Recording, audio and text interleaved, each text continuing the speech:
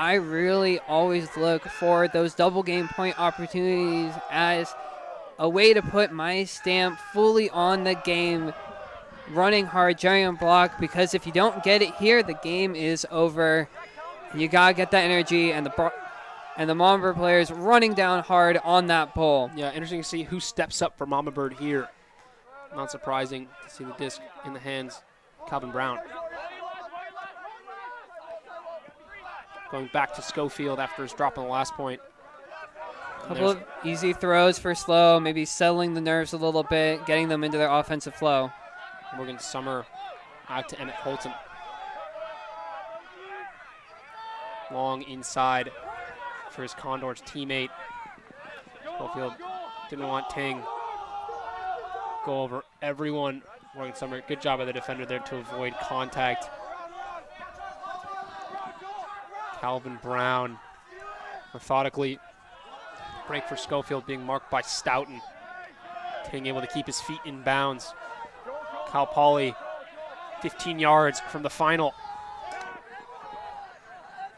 Switch will put Feiner on Brown. Holton in front of the handler, then retreating to the open side, getting a reset.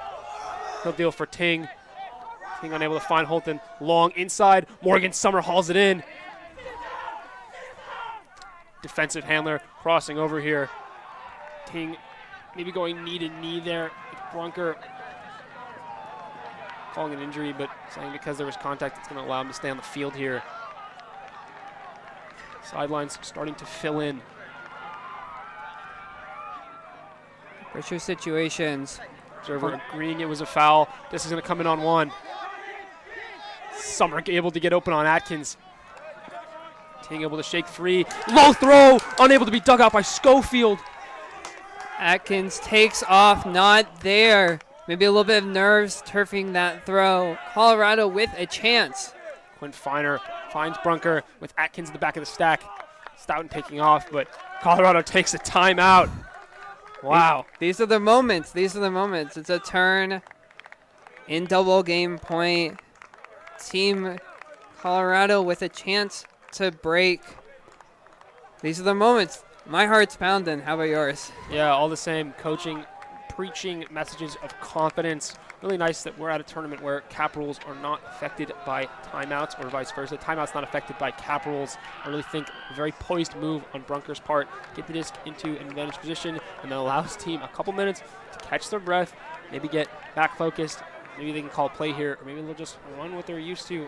Honestly, it seems like when Colorado has been less orchestrated in this game, they've played better. Maybe not, operating on their offensive points, but able to convert in the second half when they've had their opportunities. Yeah, they've definitely converted with some of those scoobers and hammers. You wonder if we might not see one of those come out depending on what SLO decides to throw as their defense. I would expect a person matchup here just because the zone's going to be a little bit tricky, but we'll see what they decide to do.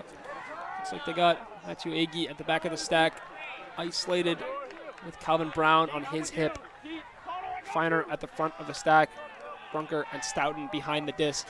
Atkins and Buchholz between Agee and Feiner. Our first double game point of our live stream. A clockwork play. Trying to put Feiner up the break side. Agee streaking deep. Brown in the area, preventing the throw. Brunker finds Agee. Head towards that far side.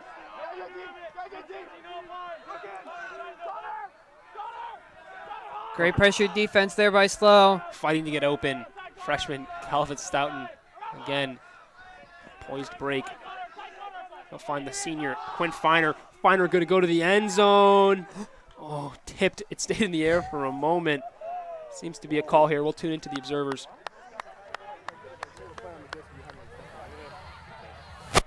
Okay, foul contested. You want to go to the observer?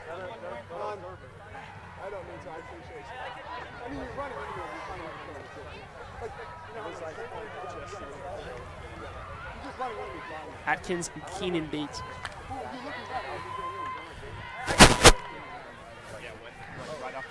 Okay, we're gonna leave it contested, or we're gonna go to the observer. I think you're just contesting. Okay. Okay. Foul, contested, we're going back. Neither player confident about it. It sounded like maybe the Cal Poly SLO players wanted their teammate to go to the observer there. I think it was a weak call from Atkins, but Feiner will get the disc back in exchange for the no call.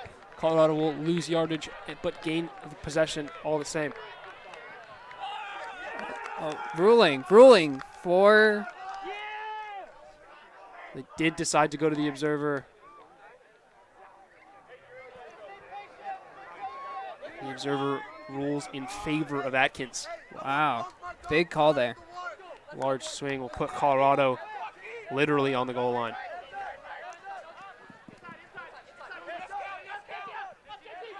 King versus Brunker. Brunker able to reel that one in. This will be the last point of this game, regardless of the result. Atkins looking for Feiner off the top. He'll find Aggie to the force side. Huge bid. Colorado pulls it off. Able to come back in the second half. Mama Bird headed to the final. Huge comeback there for Mama Bird. Down 3-0 to start. Down 11-9, I think, and coming all the way back to win 12-11. Huge comeback from Mama Bird and devastation on the faces of the SLO players.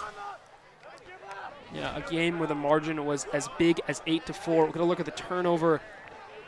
Always ask questions when you cross defensive players onto the O-line. Is there cause of chemistry? Just looks like Ting didn't have his feet set. Honestly, a player that played so well for most of this game.